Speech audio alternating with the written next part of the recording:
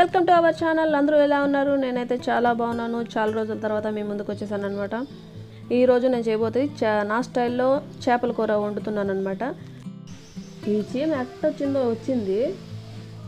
ఈ కూర ఏందబ్బా ఇంత టేస్టీగా వచ్చింది అనుకుని ఐ థింక్ వాట్ దట్ అన్నమాట మ్యాటర్. చేప ముక్కల్ని శుభ్రంగా కడుక్కోవటానికి రాళ్ళుప్పు కాసంత పసుపు వేసుకొని బాగా కలుపుకోవాలన్నమాట. బాగా కలిపి పక్కన పెట్టుకుందాం కాసేపు.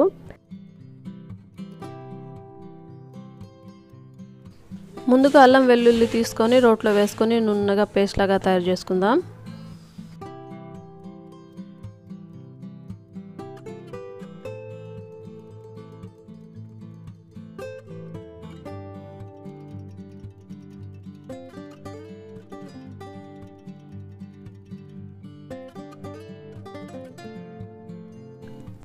చూసారా, ఇలా అల్లం వెల్లుల్లి పేస్ట్ని పక్కన తీసి పెట్టుకుందాం.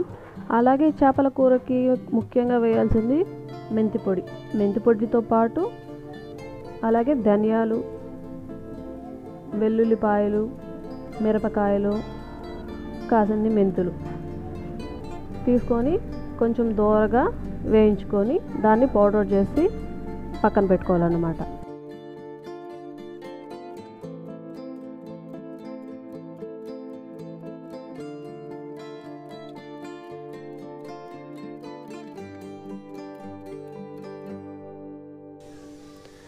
కొంచెం దోరగా వేయించుకొని రోట్లో వేసుకొని పౌడర్ చేసుకుందాం.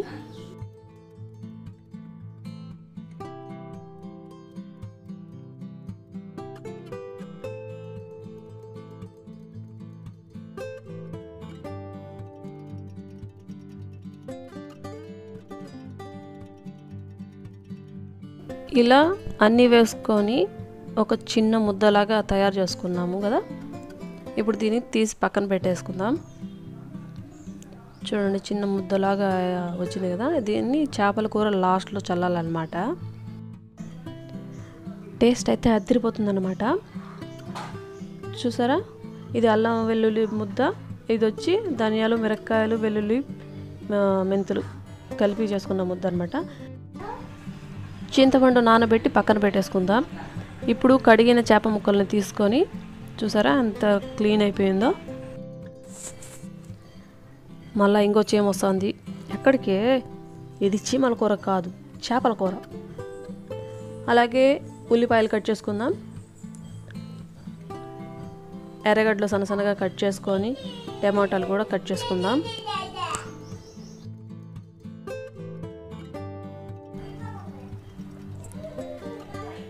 టమాటాలు ఈ చిన్న చిన్న ముక్కలుగా తరిగేది వచ్చి వేయించుకోవడానికి అన్నమాట. పెద్ద ముక్కలు కూడా కట్ చేశాను, అవి గ్రేవీ కోసం. కూర టేస్టీగా ఉండటానికి ఎంత కష్టమైనా ఎన్ని ప్రయోగాలైనా చేస్తూ ఉంటాను అనమాట. ఆ ప్రయోగాలలో ఇదొకటి అన్నమాట. నాకు వచ్చి అన్నం పెట్టేటప్పుడు వాళ్ళు ఇంకా తిందామా, ఇంకా తినాలని ఇష్టంగా తినాలన్నమాట. అది వాళ్ళు ఇష్టంగా తింటా అంటే నాకు మనసు హ్యాపీగా ఉంటుందన్నమాట. అందుకోసం ఎంత కష్టమైనా ఛాన్స్ అయిపోయినా సరే ఓపిగ్గా వంటకాడ మాత్రం ఓపిగ్గా చేసుకుంటాను అనమాట. అందరినీ మెప్పించగలుగుతాను కానీ మా అమ్మను మాత్రం మెప్పించలేను. ఎందుకంటే మా అమ్మకి అయిన కారం అంతా ఉండాలి. ఆ కారం ఉంటేనే కూర బాగుంది అనేసి ఆమె ఫీలింగు. నేను కారం తక్కువ వేస్తాను కాబట్టి నా కూరలు ఏవి బాగుండవు అనమాట అమ్మకి. అందుకని అమ్మ నోట్లో నుంచి బాగుంది అనే మాట ఆశించడం మానేసినాను అనమాట. ఇప్పుడు ఇంకా వీడియోలోకి వెళ్ళిపోదాం. నూనె వేసి తిరగబోత పెట్టేసుకుని, అంటే ఆవాలు, కరివేపాకు, ఎండుమిరపకాయలు వేసి బాగా దోరగా వేయించుకున్న తర్వాత అల్లం వెల్లుల్లి పేస్ట్ వేసేయాలన్నమాట. అల్లం వెల్లుల్లి పేస్ట్ బాగా వేగిన తర్వాత ఈ టమాటాలు, ఎర్రగడ్డలతో గ్రేవీ చేసుకున్నాం కదా, ఆ గ్రేవీని వేసి బాగా ఉడకనివ్వాలన్నమాట.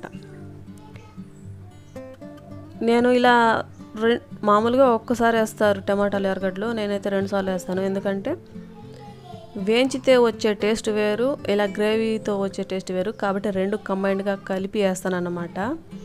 అలాగే ఆ గ్రేవీ బాగా ఉడికిన తర్వాత టమాటాలు వేసాను అనమాట. అది చిన్న క్లిప్ మిస్ అయింది కాబట్టి గెంటితో అయితే చూపిస్తున్నాను. ఈ గ్రేవీ ఉడికిన తర్వాత టమాటాలు కూడా వేసుకోవాలి. వేసి బాగా మగ్గనివ్వాలి. ఈ గ్రేవీ వేస్తే కూర అనేది చిక్కదనం వస్తుంది కాబట్టి నేను గ్రేవీ వేస్తాను. చూసారా బాగా మగ్గిపోయింది.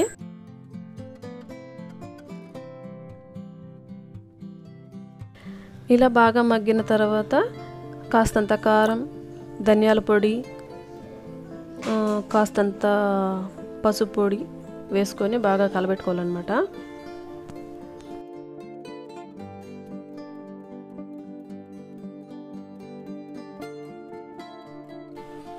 కొంచెం కారం ఉంటే మా అమ్మ కూడా తింటుంది కదా అని చెప్పి మళ్ళీ కొంచెం కారం వేసాను అనమాట. ఇంకా అన్నీ కలబెట్టి బాగా వేయించుకోవాలి. నేను ఏదైనా వంట చేస్తే మా అమ్మకి, మా అక్కకి, మా తమ్ముడికి ఇంక అందరూ కలిసి కూర్చుంటాం కదా తినడానికి. అప్పుడు వాళ్ళని అడగను అనమాట. ఒకసారి అడుగుతాను బాగుందా లేదా అని. ఒకసారి వాళ్ళ ఫేస్నే చూస్తూ ఉంటా, ఇష్టంగా తింటా ఉన్నారా లేదా, ఇష్టంగా బాగా ఇదిగా తింటే బాగున్నది కూర అనేసి హ్యాపీగా ఫీల్ అవుతాను అనమాట. ఇలా రకరకాల ప్రయోగాలలో రసం కూడా ఒకటి. రసం కూడా నానా రకాలుగా రెడీ చేశాను. లాస్ట్కి ఒకటి మాత్రం ఫిక్స్ అయింది. ఎట్టుందిరా అంటే బాగుండదు, ఈరోజు రసం భలే ఉండదు అట్ట ఇట్ట అన్నారు. ఇంకా దాన్నే ఫిక్స్ అయిపోయాను అనమాట. ఇంకా మళ్ళీ ట్రై చేయలేదు. ఇంకా చేసినానంటే ఈ ఉండేది కాస్త పోతుంది అని చెప్పి అది ట్రై చేయలేదన్నమాట. ఇప్పుడు ఈ మసాలా అయితే బాగా ఉడికిపోయింది కదండి. కాబట్టి చింతపండు కలిపిన చింతపండుని తీసి దీంట్లో పోసుకొని బాగా ఉడకపెట్టుకుందాం. ఒకసారి బాగుందా అనేసి ఎందుకు అడగనో తెలుసా? బాగుందా అని అడిగితే మొహం ఒక మాదిరిగా పెట్టుకొని బాగుంది అంటారు. లేకపోతే కావాలని అసలు మనసు రాదన్నమాట. బాగుంది అని చెప్పి మనసు రాదు వాళ్ళకి. కోర్స్ నాకు కూడా అనుకోండి, మా అమ్మ ఏదైనా కూర చేస్తే బాగుందట ఏదో పర్లా అంటారే కానీ బాగుంది అనేసి అన్నాం. మా ఇంట్లో అట అన్నమాట. అటంటే ఏడ వాళ్ళ నెత్తి మీదకి కిరీటం వచ్చేస్తుందో ఏమో అనేసి ఏమో నా ఫీలింగ్తో పర్లేదు అనే మాట వస్తుంది కానీ బాగుంది, సూపర్గా ఉంది అనేసి తెంపుగా రాదన్నమాట మాకెవరికి కానీ, ఎవరైనా చేస్తే అటు చెప్పడానికి. ఇంకా అయితే ఈ కూర అయితే బాగా కొంచెం ఉడికింది కదండి. ఇంకా ఆ కూరకు తగ్గట్టు ఉప్పు, సాల్ట్ అయితే వేసేసుకొని బాగా కలుపుకోవాలి. చేసే ప్రాసెస్ అయితే ఎక్కువగానే ఉంటుంది. కాకపోతే ఎదుటి వారికి అన్నం పెట్టినప్పుడు తృప్తిగా తినాలి, కడుపు నిండుగా తినాలి అనేది నా కోరిక. కాబట్టి నేను కొంచెం లేట్ అయినా పర్లేదు, వంటకాడ మాత్రం కొంచెం బాగానే చేస్తానన్నమాట. ఏదో చేసినామా అదరా ఆడ పారేసిపోయేది నాకు రాదు.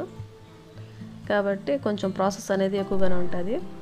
ఇంకా ఉడికిన ఈ గ్రేవీలోకి కాసేపు నీళ్లు పోసుకొని బాగా ఉడకబెట్టుకున్న తర్వాత చేప ముక్కలను అయితే వేసేసుకోవాలి లాస్ట్లో. ఎక్కువసేపు ఉడకనివ్వకూడదు, ఒక 5 నిమిషాలు 10 నిమిషాలు అంతే. ఈ లోపల చేప ముక్కలు అనేది ఉడికిపోతాయి అన్నమాట. చూసారా కూర అనేది కొంచెం తిక్కుగా ఉంది. అన్ని చేప ముక్కలని వేసేసి మూత పెట్టేసుకుందాం. ఇంకా